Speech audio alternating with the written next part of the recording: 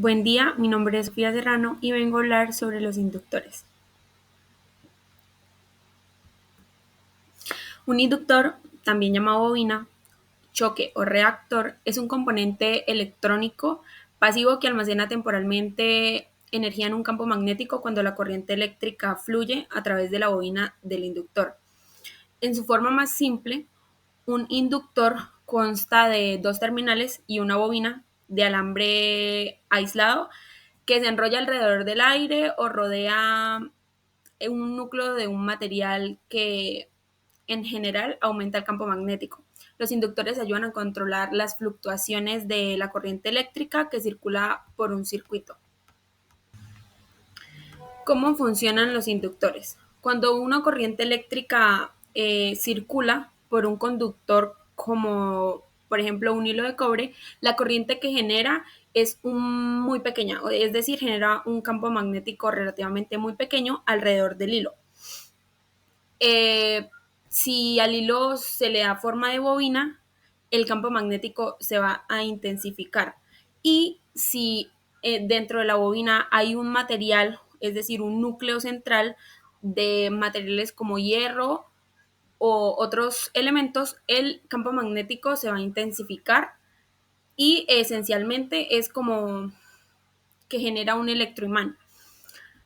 El campo magnético también depende totalmente de la corriente eléctrica. Es decir, si cambia la corriente eléctrica, también va a cambiar el campo.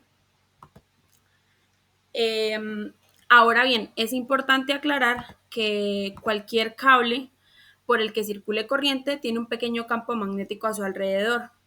Cuando se enrolla cable en una bobina, el campo se hace más fuerte. Aplicaciones prácticas de los inductores. Como primero tenemos las fuentes de alimentación, ya que en estas se utilizan para circuitos de conmutación de fuentes de alimentación para filtrar el ruido y estabilizar las salidas de voltaje. Como segundo tenemos los filtros, que se utilizan en una combinación de condensadores para crear filtros pasivos que pueden atenuar o eliminar ciertas frecuencias en una señal eléctrica. Siguiente tenemos las antenas, que en sistemas de comunicación los inductores se utilizan para sintonizar la frecuencia de transmisión y recepción. También tenemos los convertidores DC, y estos es por las aplicaciones de conversión de energía, en donde los inductores desempeñan un papel crucial en la regulación de la eficiencia energética. Seguimos con los circuitos osciladores que se utilizan en la construcción de osciladores y estos generan señales de frecuencia constantes como en relojes electrónicos y también en radios. Y también en almacenamiento de energía porque estos dispositivos se pueden utilizar en sistemas de almacenamiento en general como sistemas de carga y descarga de baterías. Bueno, cuando hablamos de los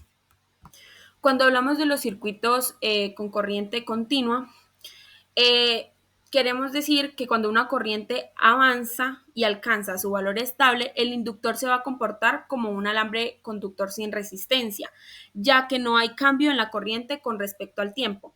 Pero si hablamos de un circuito con la corriente alterna, en este la corriente pues va a cambiar constantemente en función de la frecuencia de la señal. Esto significa que el inductor va a ofrecer una reactancia inductiva que dependerá de la frecuencia.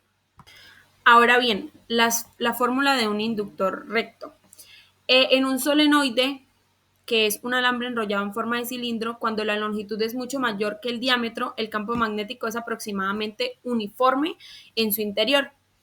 La inductancia aumenta con más vueltas, mayor área y mayor permeabilidad, pero va disminuyendo el solenoide más alto. En esta fórmula tenemos que L es la inductancia, mu es la permeabilidad del medio y N pues es el número de vueltas, A es el área de la sección transversal del inductor y L es la longitud del solenoide.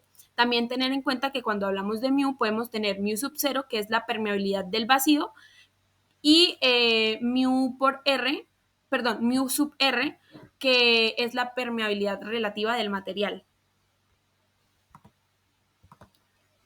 Y ahora cuando hablamos de la fórmula de un toroide, que es un inductor en forma de anillo, como una dona, tiene la ventaja de que el campo magnético que hay en este queda completamente confinado dentro del núcleo, lo que reduce las interferencias externas. Esta fórmula es similar a la del solenoide, pero el largo del trayecto magnético en la circunferencia eh, el largo del trayecto magnético es la circunferencia del círculo medio del toroide. Entonces, aquí, de igual forma, L es la inductancia, μ es la permeabilidad del núcleo, N es el número de vueltas del alambre, A pues es el área de la sección transversal y radio submedio es el radio medio del toroide, es decir, la medida entre el radio interior y el radio externo. Muchas gracias.